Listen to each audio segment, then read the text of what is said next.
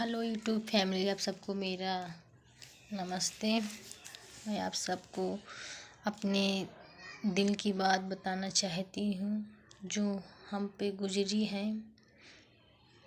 जब मेरी शादी नहीं हुई थी तो मेरे पिताजी का देहांत हो गया था, एक्सीडेंट हो गया था। हम लोग छोटे छोटे थे। मेरे 2 भाई 2 बहन थे।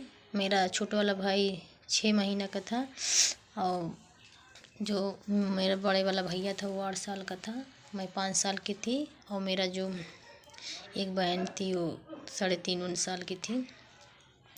तब मेरे पिताजी गुजर गए थे। तो हम लोग मतलब मेरे भैया 5 में पढ़ते थे और मैं 1 में थी। तो उसके बाद मेरे भैया पढ़ाई छोड़ दिए। बोले कि मैं अपनी बहनों को पढ़ाऊँगा लिखाऊँगा और मैं नहीं पढ़ूँगा। नहीं तो मैं पढ़ूँगा तो मेरे घर का खर्चा कैसे चलेगा। फिर मेरे भैया अपना काम छोड़कर, पढ़ाई लिखाई सब छोड़कर काम धंधा करने लगा, मजदूरी करने जाने लगा। बहुत दुख झेले हैं दोस्तों हम अपने मायके में।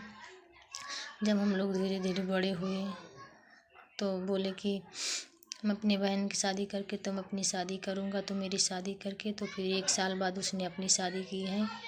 जब यहाँ आई तो मेरे हस्बैंड भी ठीक ठाक थे। उसके बाद मेरी 3 लड़की हुई। 3 लड़की होने के बाद मैं बोली कि ऑपरेशन करवा लूँ।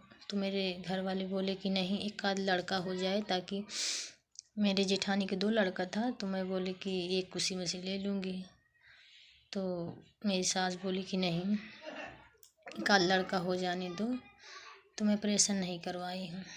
फिर उसके बाद मेरे पेट में बहुत बड़ा ट्यूमर था। 4.5 किलो का ट्यूमर था।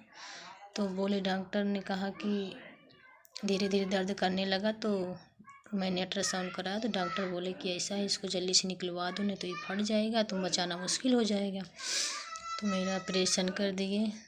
4.5 का ट्यूमर निकला, 4.5 किलो का।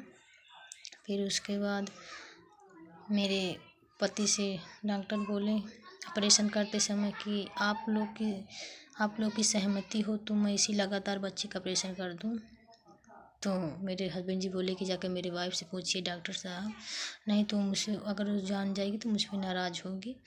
तो मुझसे पूछे डॉक्टर कि क्या कहती हो। आपके हस्बैंड जी तो बोले हैं कि जाके मेरे वाइफ से बोलो, अगर आपको दिक्कत ना हो तो मैं बच्चे का ऑपरेशन कर दूँ।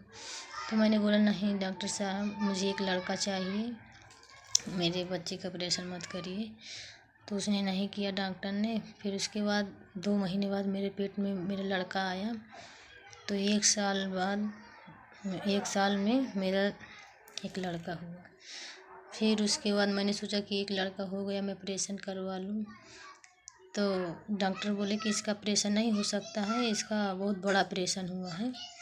तो फिर उसके बाद मेरे फिर एक लड़की हुई दोस्तों। तो मेरे पति ठीक ठाक नहीं रहते। कभी गैस की प्रॉब्लम हो जाती, कभी हार्ट की प्रॉब्लम हो जाती है। तो मैंने सोचा कि मेरे पति अकेले कमा कर कितना करेंगे, घर का खर्चा पूरा करेंगे कि बच्चियों की शादी के लिए इकट्ठा करेंगे। तो मेरी मजबूरी है दोस्तों, इसलिए मैं यूट्यूब पर आई हूँ। कभी दोस्तों गलत कमेंट न करना। जब वीडियो मेरी अच्छी लगी तो लाइक शेयर कमेंट करना, पर गलत कमेंट कभी मत करना। मैं अपने पति की मजबूरी देखकर एक सहारा बनने की उम्मीद रखी हूँ कि ताकि मेरे पति का कोई सहारा हो जाए, कुछ भी सहारा हो।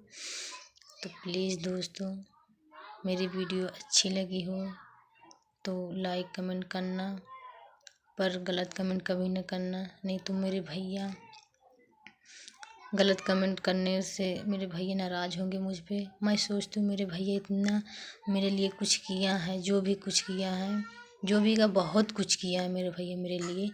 मेरे जैसा भैया सबको मिले, कि नसीब से मिलते हैं ऐसे भैया।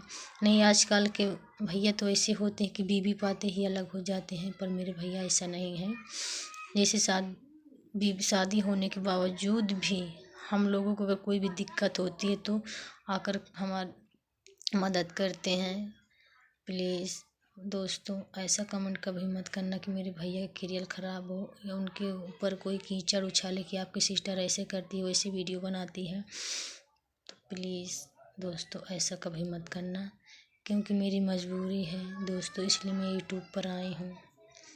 मैं अपने दिल की बात इसलिए आप लोगों को बताऊं कि आप लोग मेरी फैमिली जैसे हैं। अब यूट्यूब पर आई हूँ तो फैमिली जैसी ही हो, इसलिए अपने दिल की बात शेयर करी हूँ। धन्यवाद।